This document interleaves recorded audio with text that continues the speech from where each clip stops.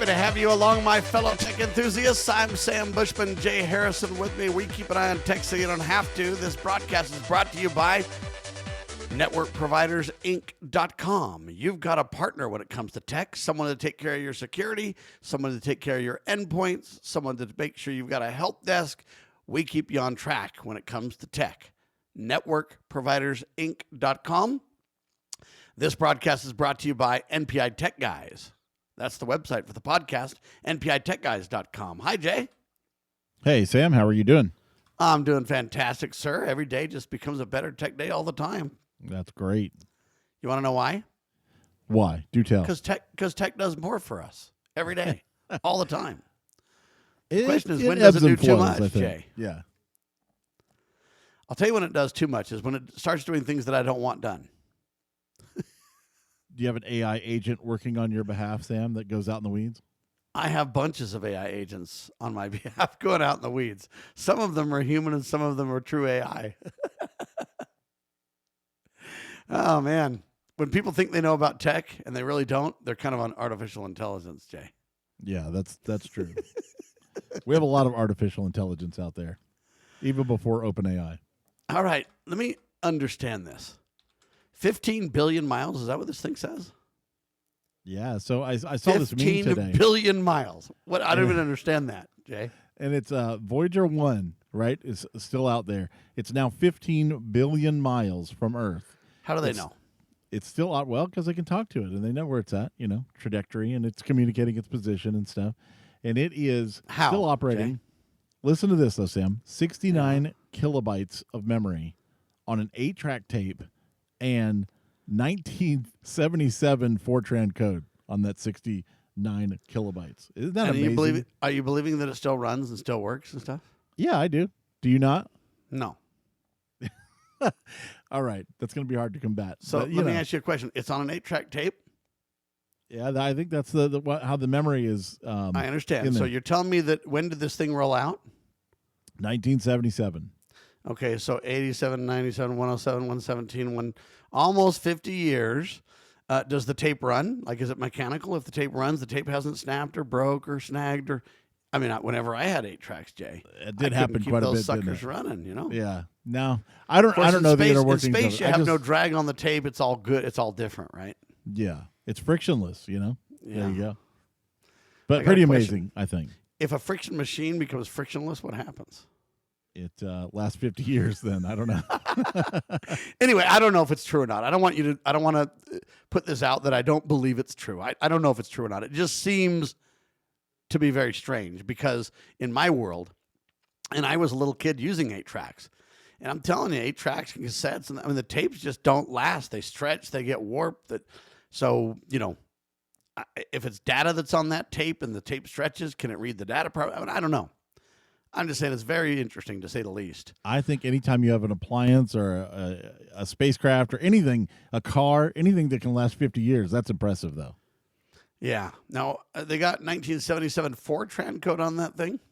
That's right. That's what the thing says. Wow. All right. Well, you would wonder. You remember Fortran, right? Did you ever program in that? COBOL, Pascal? I did not, although I worked with people. Pascal, yes. Fortran and Me some too. of those other COBOL, no. It was too old, but I had friends that programmed in that kind of stuff. I had also a great friend that was an assembly programmer. He wrote a communications program. His name was Fred, and it was the best communications program I ever had. It was called Commo back in the day. Nice. Anyway, we wrote bulletin board systems and everything else in it because it was date yourself there, Sam. It was it was an extended. It was a communications program, but it had a macro language, and you could write all kind of things in it, and so it was kind of the precursor to the internet, Jay. Really.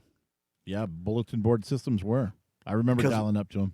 Yeah, but I mean, we were running them and would put gold and silver spot prices on there and did all kinds of cool stuff. It was kind of fun. Nice. The good old days. Yeah, now the internet's not near as fun. It's a lot more complicated, and security is a bigger issue. That's still fun. If you're doing the right things in the right areas, it's still fun. That's right, but that means I'm not getting paid. Well, because all the things that I do that I get paid for, they're the work part. The fun part's when I just get to go off and play with tech and do what I want with tech, right? Do what you love, and you'll never work a day, right, Sam? To some degree, true. Yeah. I agree that doing what you love is important, yes. To me, though, I'll give you an example. I love the internet. when I started out on the internet, we literally wrote a program that was like a console app for Windows 95 or whatever the heck it was, or Windows whatever, 7 maybe it was, I can't remember. But we would type to the net, and everything we did by hand. And so, would connect to a server that was email, and then would by hand log into the email and say retrieve and see how many messages there were, and then get a message. And I learned to do a lot of the internet back in the day by hand like that, and it was loads of fun. Right. And so I have Sam a lot was of fun. using punch cards and I'm not that old. I never got to use punch cards really.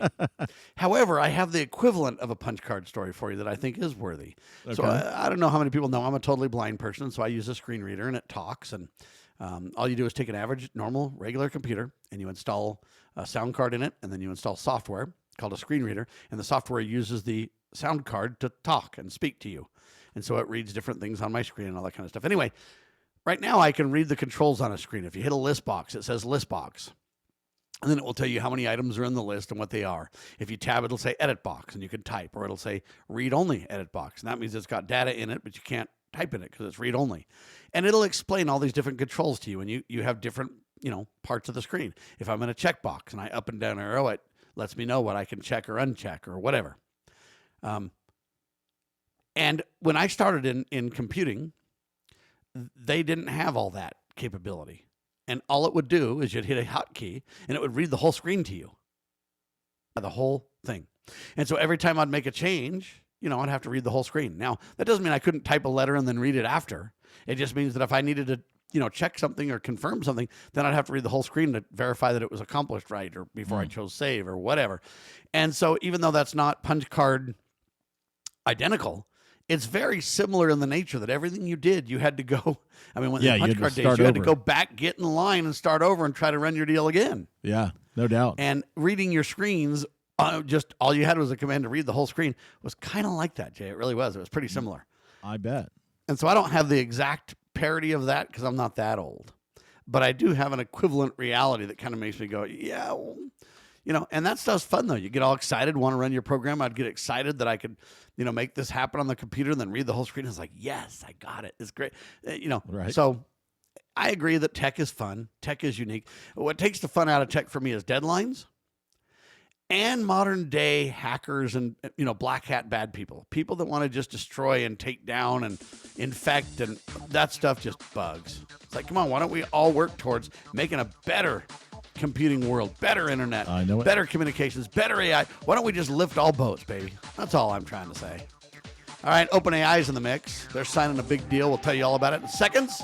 You're watching and listening to TechWatch TV.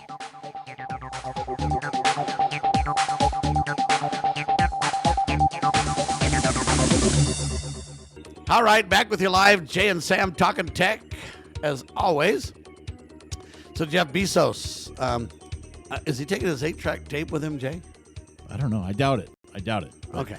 He says that millions could live in space within decades, pitching his Orbital Reef station as the first step. It's a private facility with an operational date of 2030. Okay, that's ambitious, I think. It would orbit the Earth as a business hub, a tourist destination, and a research center. He says, quote, "In the next couple of decades, I believe there will be millions of people living in space, and that's how fast this is going to accelerate." And that's Jeff Bezos. Of course, he's the owner of Blue Origin and Amazon, so he's definitely got the capital probably to make it happen. But what do you think? Do you think it'll happen that soon? No, absolutely not. First off, I don't even know what in space means. Do you, Jay? Yeah, it means at least, 60 miles up, 100 kilometers. That's what's considered space. So if we live 61 miles up, what would be the advantage to doing that? Well, you could float around and stuff, Sam? Be like... What do you mean I could float around? Do I get to get out of my spaceship? Hold on. Do I get to get out of my spaceship or whatever? I don't know what the thing's called. What's this called? It's called the Orbital Reef. All right, Orbital Reef. Do I get to get out of the Orbital Reef, or is it enclosed all the time, or what? Well, you can't go out in your underwear or anything. You got to have a spacesuit and stuff on, Sam. Okay, so I'm stuck in there, right? Yeah. Do I have the internet? Yeah, of course you have the internet. Of course, you'll probably be on Starlink. Actually, it's Amazon based in him, so there'll probably be KuiperNet. You'll be on, Hold on a minute. If I'm on It should get Elon great. Musk, if I'm on Elon Musk internet, isn't that what like way lower than me now? I've got to look down for the internet instead of up. No, because that's No? remember we're at the edge of space, so those satellites are about twice that up. What do you mean? The low orbit Earth ones are like twice that, They're how far? like 200 miles or more. And And the geostationary ones are way. So up how do there. I know? Hold on. So how do I know one of those suckers isn't going to kind of swoop down like a bad one and hit me or something? Well, it could happen. And blow my reef up, bro. It could, but that would be like one that's deorbiting or something. They're gonna have some stopgap measures to keep that from happening, Sam. Well, I think Sam wants to get on this. I think Hold you want on. to be one Can't of they the do first ones. stopgap measures then to where those meteorites don't just say we're going to all die because the meteorite's going to hit the Earth and stuff? Can't they stop those too? Well, I don't know. That's a much bigger target. The I'm little just ones saying don't matter, Sam. They hit the Earth all the time, every day. I agree. I'm talking about the big ones, and if the big ones are going to hit the Earth and they say it's a crisis, then the big ones hitting my little reef is a bigger crisis. Yeah, those LEs, those extinction level events. That's what we don't want. And if I'm on the edge of space too, there's nothing to burn it up. The 60 miles of burn up before it hits me either. Yeah. Although they are saying See what that I'm now talking- the Earth's atmosphere technically extends past the moon with like some really high level hydrogen gas and stuff. So then it's not really space then. Yeah, well, no, the edge of space is considered like 100 kilometers, 60 miles up. 60 miles. All right. So where's this thing So supposed if you to sit? if you get 60 miles up, you get like astronaut wings, right? I do. All right. Well, then I'm feeling like an angel now, Jay. Jeff and just stick a Sam are clip among under the your shirt. angels. Yeah. No, I don't really see the advantage though. So what would I do on this reef? What would I do? Are they going to have a Well, he swimming said pool and you'll normal do- life for me? You will do leisure, you're right? You'll have Plenty of leisure, research. that's for sure. It'll be a tourist hub. It's a destination. You'll be able to brag about it, Sam. It's a big. You'd be like, well, I went to space. What about you? You know what I mean? I'd rather go on a ship. I'd rather go on a cruise ship on the Earth. Yeah. Yeah, I mean, they're it's way easier to further breathe. along in this, right? Yeah, but you got to be a pioneer, Sam. Don't you want to be like the pioneers? Not in this realm. No, It's I'd the- rather let other people die and see how it goes. It's the last frontier. And the last frontier. What would be the next one after the last? the one? final frontier, actually, Oh, right? What's after the final frontier? I don't know. Anyway, very interesting indeed, though, It and is I don't interesting. think it's real. What I mean by that is I think that they can have people there. We've already had people on the space station. Where's that at compared to this thing? I think Where's I the don't know. space station? How far is it up? I don't have that handy. All right. Anyway, I'm just wondering because I might want to talk to my neighbors at the space station and like borrow a cable if my internet goes down. or That something. thing's going to be down. They're going to deorbit that thing before then, though. Oh, they are. Yeah, Are they going I'm to put up pretty a sure. new one that might not run on 8-track tapes? It might run on an SD or something. Yeah, probably.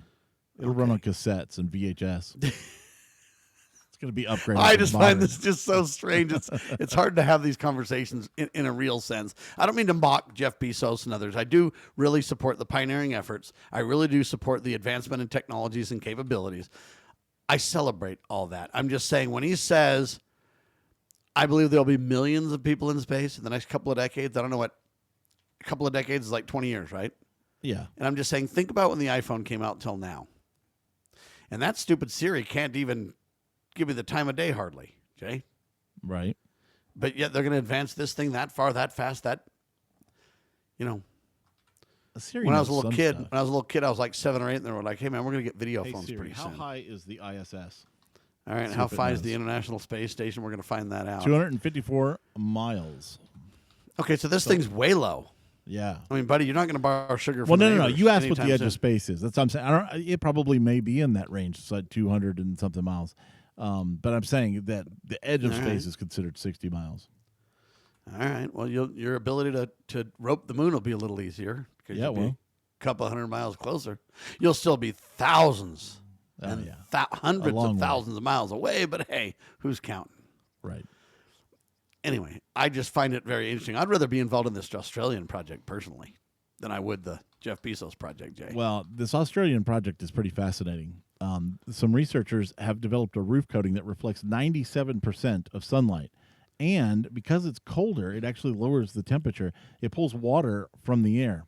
In field tests, buildings were kept up to 11 degrees cooler and collected over a gallon of water per 129 square feet. So it's not a ton of water, but it's what you would expect to gather from dew on your roof. Research at the University of Sydney, a commercial startup called Dew Point Innovations have created nano-engineered polymer coating that not only reflects 97% of the sun's rays, but also passively cools and collects water. At least in tests, it was able to keep indoors up to 6 degrees Celsius, that's 11 degrees Fahrenheit, cooler than the air outside. That temperature differential results in water vapor condensing on the surface, like fogging on a cold mirror, and produces steady trickle of droplets. I think that's fascinating that you can have a paint or a texture, a coating that you put on your roof. Yeah. And all by itself, it's passively cooling. No electricity, no anything else. It's just reflecting so much of the sun, it's cooling it down. That's incredible. And the next question is, can they somehow solar panelize that as well? I don't know. I think is that a word? Solar panelize? Yeah, I know what you mean. Anyway, I'm just saying, it seems like if it could reflect that much, somehow, not only could you cool and get the water vapor and all that kind of stuff, but it seems like you could generate, somehow you could gain from that power, right? Yeah, with maybe a Starlink engine using the temperature differential or something like that. Now, there's a YouTuber that I've followed for many years named Ben Cusack. He goes by the handle Nighthawk and Light, and he's got a great video on this called How to Make Infrared Cooling Paint, Electricity-Free Air Conditioning. And that, his whole series, I mean, all of his videos are great, but that one really goes in depth, and he's been pioneering this for a long time now. So it's pretty interesting. So do they give any ideas of when this might kind of roll out or when it might be, because I appreciate the idea and the technology and it sounds cool, but man, I want one, Jay. Come on. Well, the problem with it, as far as in Ben's videos that I've seen, is the paint is not very stable outdoors. It still breaks down in UV, and you have these other problems with it. So if they find a way to stabilize it and make it outdoor proof, then that will be the big breakthrough. But either that or you might have technology. to, I don't know how expensive it is, but you might have to just repaint, Right. Like paint maintenance. Like people used to whitewash their houses, right? Yeah, kind of like that. But I mean, I know it's different, but yes, the principle would be similar. Yeah. Whitewashing your house, you're getting rid of all the gunk that go there. In this case, you're basically kind of resurfacing the coating. It's kind of like what I do to my cell phone screen. Sometimes I got to put a new screen protector on there, right? Right. And, like and you might decide, hey, I want to take this off in the wintertime and only have it on in the summertime, That's a good point. Then you could start businesses to be like, hey, we paint you up for the summer. Every spring we come on over and do it, and every fall we take it off or clean it up for you, and then, administer it. I don't know what words to use, but reapply it or re-administer it to the, surface or whatever. And I mean, they might have to do that in the meantime, but I agree with you. The more they can get it to where it won't break down, it'll be stable, and the better. I mean, that's better. But in the meantime, it might work. Yeah, interesting stuff. Now, this is interesting, though. It's at the University of Sydney as well. It's a commercial startup, so it's like a partnership between the college and a company? Yeah, I guess. I think that's pretty cool, and that's how a lot of innovations take off and take place. And a lot of times, universities are incubators for these kind of startups in the first place. I mean, isn't that how we got Google, Jay? Yeah, Facebook too. All right. Anyway, very interesting indeed. So this Ben video and stuff, can you follow the video and make it? Is it like a DIY thing? Yeah, or is it just absolutely. He tells thing? you. No. He tells you exactly how his formulas and a lot of the trial and error that he's gone through, and you could skip ahead from doing a lot of that and actually get to usable, testable product. It's a pretty cool all the stuff that he does. I mean, he's got some videos out there. One of the most interesting ones I've seen lately is he's got one about making almost like wood-like products, bookshelves, stools, things like that, out of cardboard using like wheat paste and stuff. So biodegradable, also has a way to waterproof them. And but it's just fascinating that how you can make this furniture and stuff just from regular cardboard. It's not what it is, it's what it can become, Jay. That's right. But does he start out his videos and he's guy. like, do not try this at home? On some of them he does. Some of the ones that are more dangerous he does. Yeah, because I'm just saying when you're playing with some of this stuff, when it's like a, what do they call those sets when you're a little kid that you play with chemicals? Chemistry sets. Chemistry. It's like it's like, hey man, don't blow yourself up when you're doing this, okay? Yeah, if I were him, I would put a disclaimer on every video for sure. Just with come on, how Jay. litigious people are. You don't want to make people so paranoid they won't do it, do you? No, but the people that are going to do it are going to do it anyway, and the people that are going to sue about it are going to try if you don't have that. So yeah, I'd probably put it on there. If you're one of those guys that are going to do it anyway, though, you're just like kind of, hey, nobody can stop me. I'm gonna experiment with it. I like experiments like that. I think things like that are fun. I think learning about how to be self-reliant is great and necessary and incredible. Sometimes I really believe that some of the high-tech solutions are really low-tech. They're almost high-tech because they're low-tech. I don't know that. Does that make any sense? Yeah. On one hand, they're so simple. And I look at past cultures and civilizations, and, we tend to think they weren't very intelligent, Jay, or that somehow we have, kind of an up on them. I think a lot of technology and a lot of capabilities and tech that's not electricity driven. I know that sounds like a contradiction in terms, but I believe they had a lot of unique contraptions and things that used weight and the power of force and the symmetry and all these different things to do some pretty high tech stuff in their day. You look at a lot of the buildings that they had, and hey man, how do they get those stones up to the top? And how do they? We're even baffled today about some of that stuff, right? Yeah, there's a online magazine called Low Tech Magazine, LOW Tech Magazine. And they cover a lot of articles like that, and just the kind of venue and things you're talking about, technology without electricity sort of things, and how people, wheelbarrows and just all kinds of stuff. And it's very interesting. I mean, the power of the mathematical equations about, the simplest example of it is, hey, a door at one end's really wide, at the other end of the hinge ends, it's really tiny. And that kind of relationship can really power a lot of things. I think we should and could have I know they want electric cars now, but I think that's the way they control it. I think you could do water vehicles and stuff too. Well, there's been air-powered vehicles using compressed air that have shown promise. There's lots of options out there, and I don't think we should rule out any of them. Hey, are you going to live with Jeff? Up there? If he invites me, I'll be one of the tourists. I'm not going to live up there, no. You'd go visit, though, huh? I would go visit, probably, yeah. How many people would have to go and come back safely before you'd visit, though? Would you be one of the guinea pigs, or would you? Oh, if all my kids were grown, I might be a guinea pig, but All right, I'm gonna let 100,000 at least people go and come back, enough to where I can literally talk to them in detail and build my comfort level before I'm gonna sign up. Because I don't want to be like those guys that went into the ocean on that little submarine test thing they were doing, and then they all died. Remember that recently? The Challenger Deep or whatever it was. Yeah. Yeah. So I'd like to let somebody else guinea pig it. I'll try it out then. Hang tight. TechWatch Radio and TV.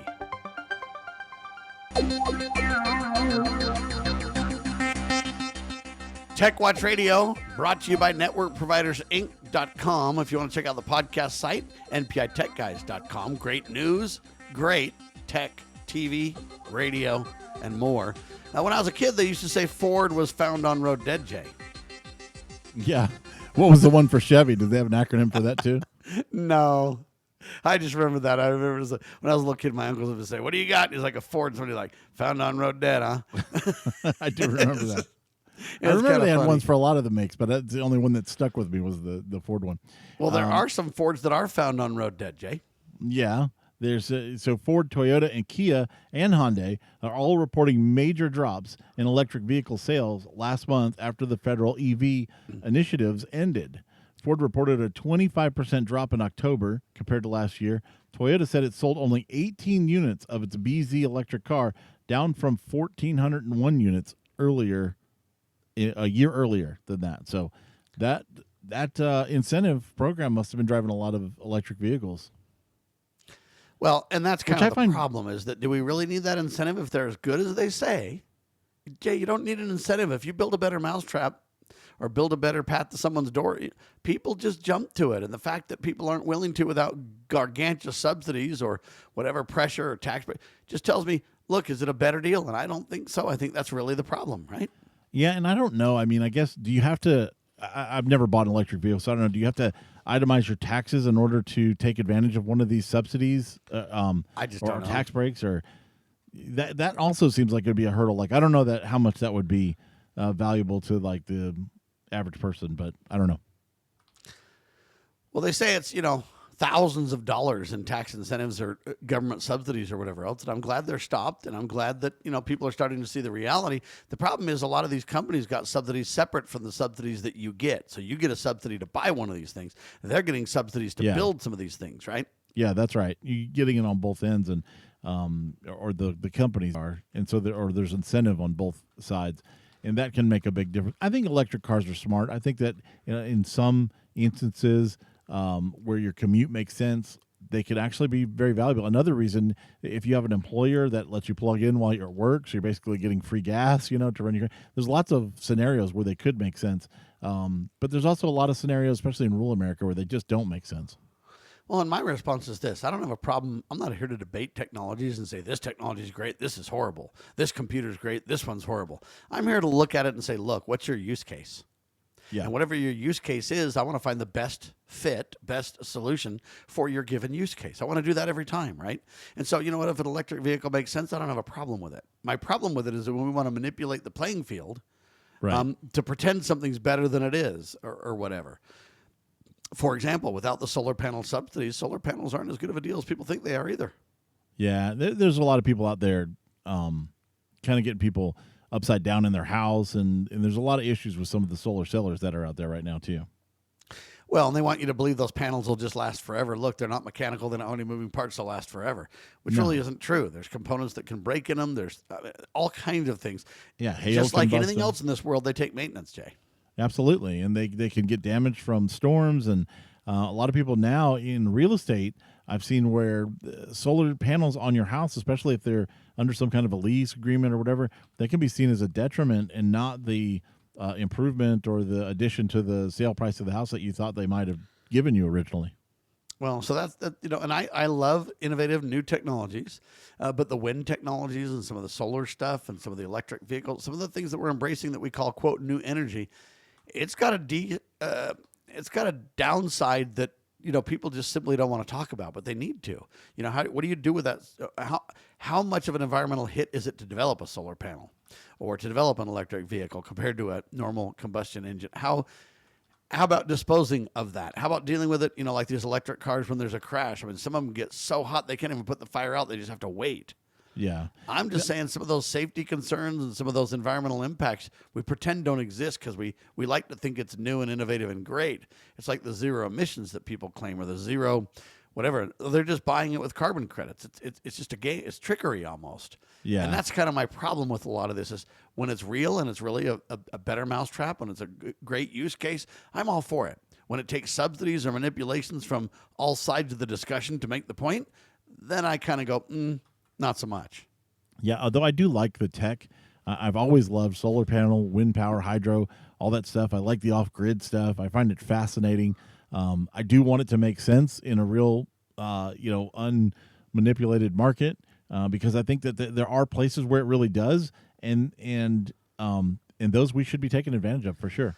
I mean, you Absolutely. see it in space, for And example. We were if you- talking about space last hour. Before you go on to space, if you get an example where you say, Sam, this works for me, even though it might be a little bit more expensive than, say, my electricity bill if I'm on the grid, but it makes me independent, but I enjoy it. And, I don't have a problem with any of that. Yeah. Right? That's great. Absolutely. I mean, maybe you live in a place where you can't get power lines or it costs, tens of thousands of dollars to bring utilities out there. There's lots of scenarios where it does make sense. What's that link thing of Elon Musk's called again? The what link thing? Starlink? Internet? Yeah. Starlink. All right. So I thought you were Starlink, talking about ladies for and power. gentlemen. No, I look at Starlink and I go, hey, is it great internet? It depends. If you've got fiber, no, it's not. If you don't have fiber and it's your best connection to the internet, it's actually way better than the previous generation of satellite internet. It's Oh, yeah. surprisingly incredible. So It's I better than embrace it. DSL for sure. Yeah, and I hope they get better and better at it. Yeah, 100%. I would agree with what you're saying. It's not better than fiber, but is it? And it's probably not better than cable either. But if it's compared to anything else, almost like DSL or some of these other long haul things, there's some copper circuits. We have one of those copper 20 circuits that comes in on 6 phone lines. Is it better than that? Well, no, the copper one's probably better, except the fact that you got 6 phone lines and it costs 2 or 3 times what the other one does, or what Starlink would. So Yeah, and the other question is, hey, if the copper gets cut, you'd still have Starlink. Right. So there's a lot of benefits. or the and- local grid goes down. And that's why I'm saying it's all to me about use case and it's all about circumstances, right? Right.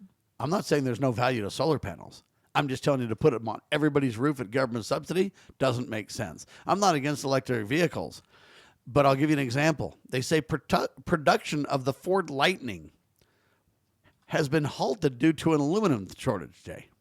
Wow. Now, I don't know what that means because are electric vehicles the only ones that use aluminum, Jay? No. No. But I think they use a lot of aluminum to keep things light because the batteries are so heavy. They got to offset the weight. That's right. So the question becomes then, hey, this is an example. Are we going to run ourselves out of needing too much aluminum? And is that good? So there's some pros and cons. But here's what it says. Ford is reportedly considering discontinuing the F-150 Lightning pickup truck, Jay. Not only is it an aluminum problem, but they say this, listen carefully, despite being the top-selling electric pickup in America, Ford only sold 1,500 Lightnings in October. Okay? That tells you they're not 1,500 selling many of them. Yeah. Compared to 66,000 gas-powered F-150s. Right. So 1,500 to 66,000. Now, why do you think that is, Jay? Why do you think there's only 1,500 sales of the electric one? Well, there's a lot of reasons why. Number one is the drying up of the subsidies, right? Number two is when you have a truck, look at the tow rates on those things. When you start towing stuff, your mileage goes way down with the electrics. A lot of times when you're using a truck, you're in rural areas, you're doing heavy duty stuff, you're hauling big loads. All that stuff is kind of counter to having an electrical outlet. You don't always have an electrical outlet where you're at when you're doing that stuff. Plug it into a tree. Come on, Jay. Yeah, it doesn't work like that. No, it doesn't work like that. And that's really the quintessential point is that, and when it's cold, they don't do as well. When you have a heavy load, they don't do as well. And people are just like, you know what? I can't, all those negatives just don't make sense for me. Now, listen to the this. One is the price, though, because those trucks are $80,000. Yeah, but they have to be, Jay. I don't think they have to be. I think they're already losing tons of money. Let me give you this stat to kind of offset the discussion for a second. All right. Since 2023, Ford's electric vehicle division has already lost over $13 billion. That's a big gamble. A losing one at that. And so, if they can build these cars for less, they've got to, not when you sell 1,500 of them, buddy. You got to sell 15 million of them or something. So why aren't we seeing lots with these things discounted half price or something? 40 grand, 30 grand. Come get a Lightning right now. We've got an excess of them. I don't know the answer, but they say Ford's contemplation about the future of the Lightning reflects broader issues within the electric vehicle market. You got General Motors and others facing the same battle, the same discussions. And so I'm not here to be critical, but I'm just saying, man, they're just not viable. Yeah. If they are, I'll embrace it 100%. Now, do I think that they're viable enough to continue working on the technology? Sure. Do I think it's worthy of spending time? Absolutely. Do I think it's worthy of losing $13 billion for your company on having tons of vehicles that nobody will buy? I don't think so. I think there's better ways to my door, that's for sure. Hang tight. TechWatch Radio, Sam and Jay in seconds. I know we just mentioned the value of Starlink, wisely so. There's a guy by the name of John Martindale, and he's discussing the pros and cons of using Starlink. It was a PC World article that was written September 17th, so it's a little bit outdated, but I still thought it was worthy of discussion, Jay, here, because you have a lot of experience with Starlink, and we'll talk about that in a second. But Martindale, he says he's been a Starlink user for over a month. You've been so for a couple of years, right, Jay? Oh, yeah, at least 3 years or more, probably. He described it as very effective for remote areas, despite being more expensive and slower in uploads compared to fiber. I agree with that 100%. That's nothing like revolutionary that he's saying there at all. Key considerations, whether you want Starlink or not, include the user's location, affordability of the $120 a month service, plus the initial costs of about $400 for the equipment, plus a clear sky for the satellite connection. He says there's concerns about privacy, the environmental and political implications of supporting SpaceX, which I think is a waste of time. I don't want to talk about the politics. I'm into the tech, right? Yeah. There's an axe to grind somewhere there. Yeah. They also say the necessity of using a VPN are also noted. The service, they say, now is available across much of North America, Europe, South America, Asia, Africa, all over the place. Now, I don't even know the point of this article really for him, because it seems like he hasn't used it long enough to really give you broad intelligence on the topic. A month isn't a lot of month, use. yeah. Now, is he saying that when he says the necessity of a VPN that you must use a VPN over Starlink? That's what he's kind of saying, and I don't think so. See, to me, Starlink is nothing more than an internet connection, just like any other internet connection. Yeah, it's an And ISP. the nature of it being a satellite means that you've got a little bit of different latency than you would on a cable, or you would in wireless on the Earth or something like that. But I don't evaluate it from I've got an axe to grind with X. I don't evaluate it from any of those things. I simply say this. I support his point. It's like, where are you and how much money do you have? Because if you're in a place where you don't have better internet options, or it may be your only option, it's a pretty good deal, Jay.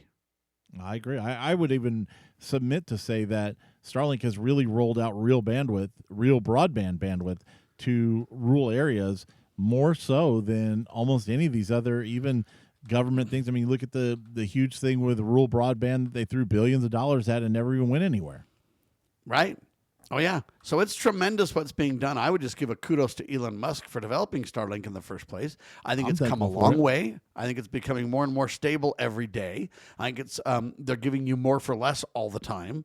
It's basically become the connectivity of choice on cruise ships, where it used to be the older satellite technology that's, 23,000 miles up in the air or something? Yeah.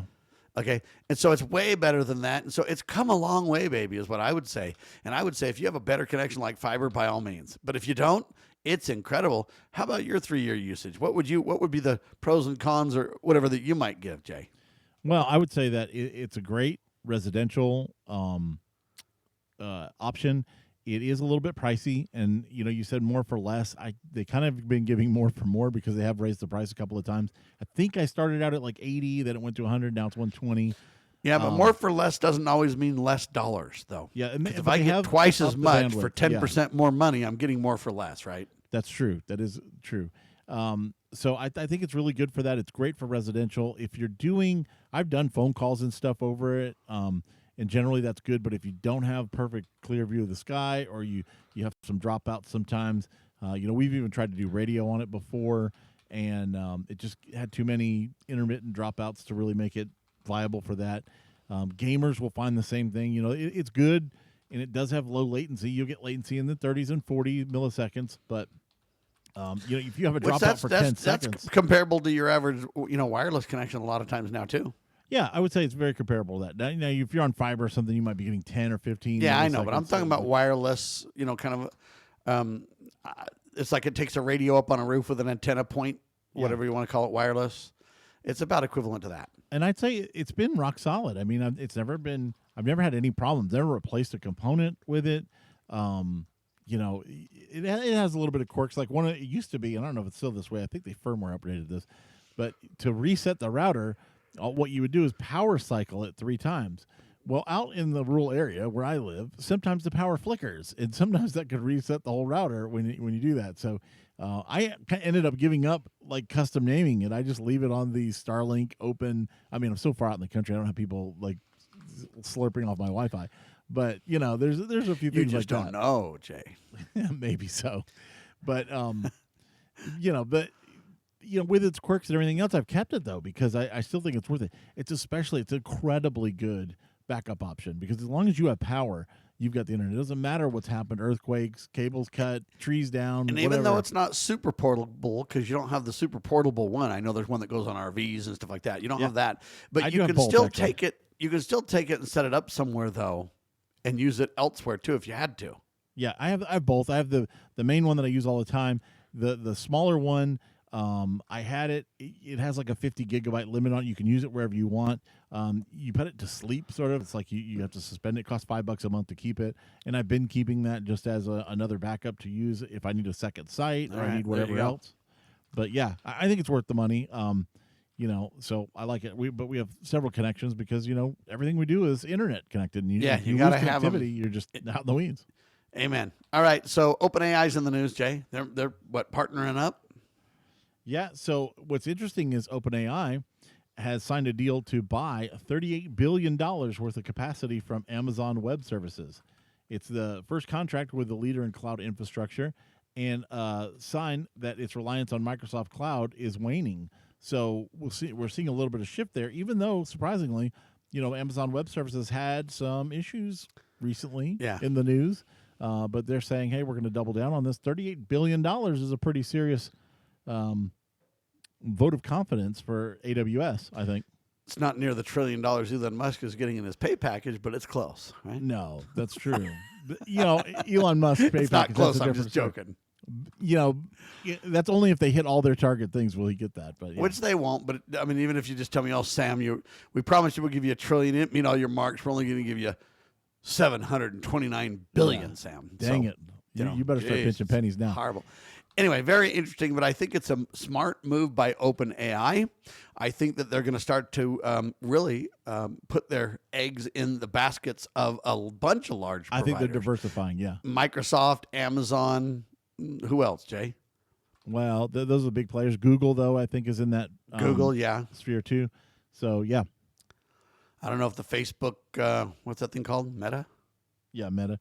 But Okay, I don't know if that, ABC, they're doing tons of bandwidth and servers and stuff all around the country. Google has those drop-in, you can even co-locate them on your own site, giant servers that come in those CLAN containers, and you just provision whatever you want. They can set it up in days. Yeah, it's amazing. It's incredible. And I think that we're really right now investing in a massive AI infrastructure. I think they're building a lot because this thing's going to suck power like nobody's business. And that's why I really don't want to move my car to electricity, my AI to electricity, my everything to electricity. Pretty soon we won't have enough food. We'll just have enough electricity to drive around happy, Electricity rates are on the rise. I saw a chart recently that showed Nevada had the cheapest electricity, California the most expensive. That range was anywhere from 10 cents a kilowatt up to like almost 50 cents a kilowatt. And, prices have not gone down. They're just going up. And they will continue to be as electricity continue. I mean, it's all supply and demand discussion, Jay. There's not enough supply. There's so much demand, and AI and cars and everything else is just going to add insult to injury. Not to mention I don't see it going down. And, we've seen all these people ask about electricity. Why aren't our prices going down? We've all switched to LEDs. We've all switched to, low power this and more efficient air conditioners, split systems and all this thing. But we're not seeing our power bill go down. I mean, my power bill alone was probably $600 last month. I want to install a tiny nuclear reactor in my backyard and solve it for good, Jay. Yeah, that's right. That's what I want to do. But they're not listening to me anytime soon. China's been cranking up their nuclear power plants, but we've been stuck on stupid over here. Now there's a lot of regulation in that, and some would say rightly so. There's a lot of danger to it too. And I agree with the regulations necessary to keep us safe and everything else, but we can go too far with red tape too. And we can also be stuck in yesteryear. The yesteryear nuclear reactors and the today nuclear reactors aren't even close to the same, Jay. I'm sure that's true. And a lot of the reactors that we have now are old, decades old at this point. And so we don't even know what new innovations could happen in that frontier, so to speak, because we're not doing it. We're not dabbling in it enough. You got that right. All right, ChatGPT released in late 2022. Can you believe it's only been 3 years, Jay? It doesn't seem like it, but time flies. Seems longer, huh? No, it seems shorter to me. All right, to me it seems longer. It seems like I've had ChatGPT for a long time now. Well, it's because you converse with it so often, Sam. It just exists. You're in right your about ear that. but it's only 3 years old, at least for the average person, and it's being utilized in all kinds of industries now to enhance productivity and I don't know what you want to say. Spark, I guess, is the best word. Creativity. Chefs, doctors, scientists are among those leveraging AI for all kinds of different purposes in their own fields, right? A survey now indicated that nearly 20% of U.S. workers use AI, quote, semi-regularly at work. Jay? I'm surprised not higher I than would that. think the number would be 10, well, I can't say 10 times that. I'm Double thinking that at least. more like 60 or 70%. Yeah. I don't believe it's only 20%. That's crazy. I don't either. I think that's underreported. That's my whole point. Everybody Restaurant I know owners, almost for uses it. example, and operators, they're using it to select wines for their menus because you say, hey, I've got this food and what wine goes best with it. And ChatGPT knows, Jay. And so you start to use it for all kinds of intelligent reasons. Yeah, but are you counting the people that just Google search and then read the results from Gemini? Because that counts, I think. I think that totally counts. I don't know what they're counting. They don't really break down their percentages. My whole point is ChatGPT is here to stay, and I think it's way more used than people think. We need to be very, very careful with it at this point, and that's my kind of warning. Be very careful with it because you think that it can do everything. You think it's always accurate. You got to second guess it, and you got to keep humans in the mix. I'm Sam Bushman. Thanks for watching TechWatch Radio. We keep it on tech so you don't have to, and pitechguys.com. Make it a great tech day.